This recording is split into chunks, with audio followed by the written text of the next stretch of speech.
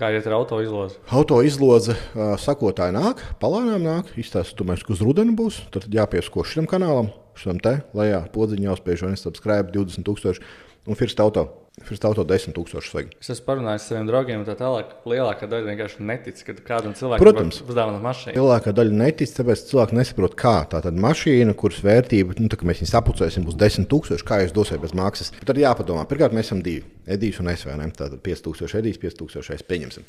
Tātad, labi, ko dara Edijs? Viņš tirgo automašīnas. Cik tās mašīnas maksā? Vidēji 40-50,000. Un cik viņš pelna no mašīnas? Man nav jāsmas, pieņemsim tur kaut vai 5%, 2,500 no mašīnas.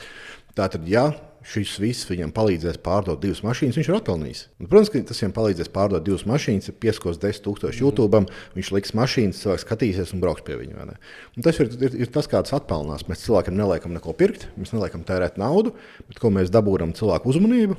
Cilvēkiem iepatīkās tas, ko mēs darām, kāds mašīnu nopirks, kas tur vitamīnus nopirks, un kaut kādā brīdī jau mēs to atpelnīsim.